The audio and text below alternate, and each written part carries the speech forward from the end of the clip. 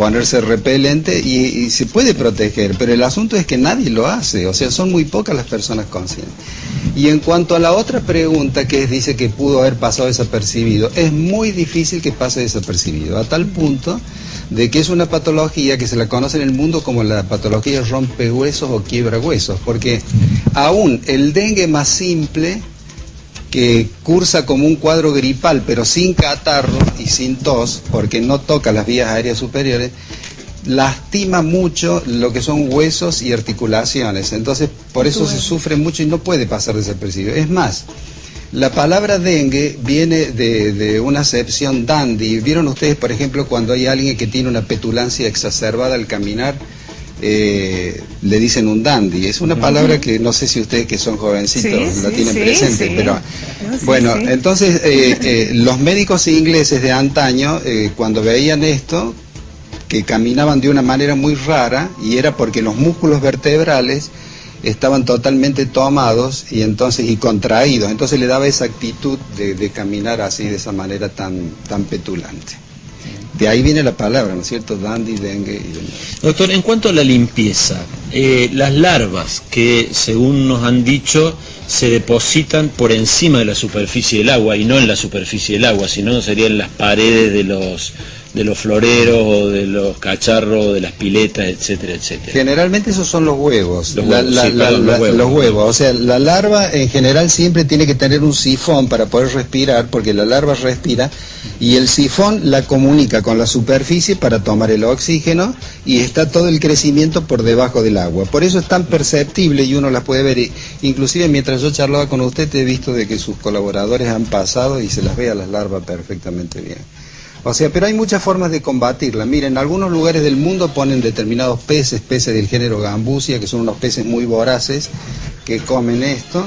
En otros lugares se tiran insecticidas muy delicados sobre la zona, y generalmente hay que preocuparse cuando hay lugares que hay con sombra, porque cuando hay una pileta, que tanto se habla de las piletas de natación, pero la pileta da sobre el sol, o sea, donde hay incidencia lumínica del sol sobre cosas, es muy difícil que sea este mosquito.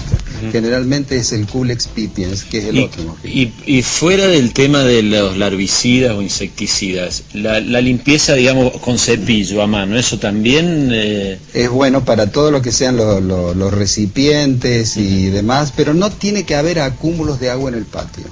Hay que ser inclusive moderados hasta para regar las plantas, o sea, las macetas aquellas que tienen en los receptáculos de abajo, en la base, exceso de agua, también llegan a ser peligrosas. Y esto que está mostrando la cámara en este momento, que son las cubiertas, eso es una cosa tremenda. Si usted camina alrededor de Córdoba, tendría que eliminar todas esas cosas que evidentemente son de mucho riesgo. Es decir, que la autoridad pública sanitaria, además de fumigar, salga y levante todas esas cosas y las lleve. Absolutamente, absolutamente. Es la única manera de poder defendernos.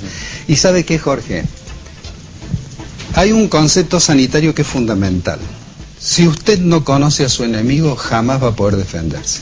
Hay que conocer al enemigo. Tenemos que saber quién es, tenemos que saber cómo defendernos. No nos puede vencer un mosquito. Es más probable que nos venzan malos funcionarios, o por ejemplo lo que está haciendo la gente del Chaco, grandes fiestas en este momento en Buenos Aires. ¿Ha leído usted lo que está sucediendo en Buenos Aires en este momento con la gente del Chaco, con la gobernación del Chaco? Y todo la provincia del Chaco está sumida en un cuadro dramático espantoso, sin salida, porque es muy complicado. Y que nadie crea de que esto lo vamos a solucionar fácilmente. Esto se va a quedar y nos va a traer disgustos verano tras verano. Doctor, en los antecedentes mundiales, el dengue es una enfermedad tropical, o sea, se puede decir que es una enfermedad del calor. Exacto. ¿Y hay países más exitosos que otros en la lucha entre los países tropicales? ¿O ha afectado a todos más o menos por igual? Afecta a todos por igual. Yo lo que le podría decir es lo siguiente, pero que tiene connotaciones geopolíticas y políticas fundamentalmente. Todo el mundo la pone a Cuba como un ejemplo de que ha podido controlar el dengue. Yo creo que si nosotros tuviéramos el esquema político cubano, también lo controlamos. Yo he sido invitado por el gobierno de Cuba, tengo una excelente relación con el Instituto Curí, con amigos, con políticos cubanos, he llegado inclusive hasta el centro del poder en Cuba, y puedo captar, percibir de que todo depende, porque todo es, diríamos, vertical. O sea, si sale una orden, la orden se tiene que cumplir. Nadie puede ensuciar, todos tienen que combatir. El manzanero o el que está dedicado a determinada cosa tiene que cumplir al pie de la letra porque teme a las represalias del partido. O sea, ese tipo de cosas son útiles, Jorge, para este tipo de epidemia.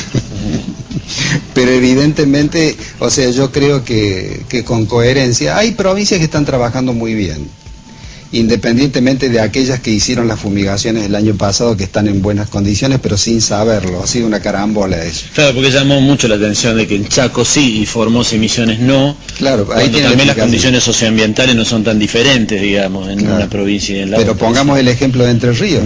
Entre Ríos, por ejemplo, tiene un solo caso que empezó de un caso importado de una abuela que viajó a Brasil y después volvió y contaminó a su nieto.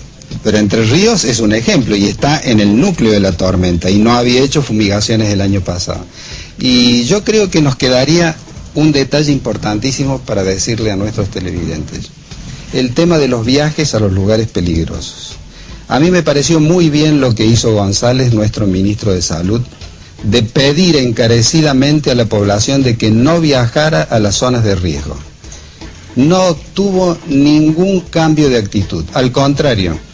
Las compañías de ómnibus, yo lo he visto a Néstor Gino haciendo comentarios en las terminales, las compañías de ómnibus tenían 4, 5, 6 y hasta 7 refuerzos para ir a los lugares peligrosos. La gente es indolente. La gente no entiende cómo son las cosas, nos están trayendo, van los estudiantes, van los familiares a Salta, a Catamarca, y vuelven y nos traen los virus para acá. Y les pongo el último ejemplo porque no los quiero cansar con esto. Los riojanos tienen un acto religioso muy importante en Aymogasta que congrega de a 15.000 a 20.000 personas.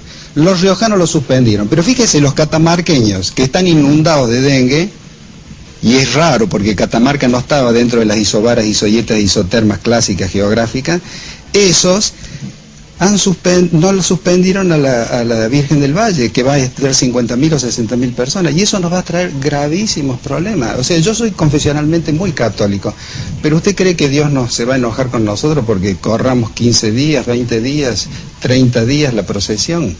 O sea, es el criterio. Yo lo que veo que es falta de criterio. Como decía mi papá, el sentido común, nene. El sentido común.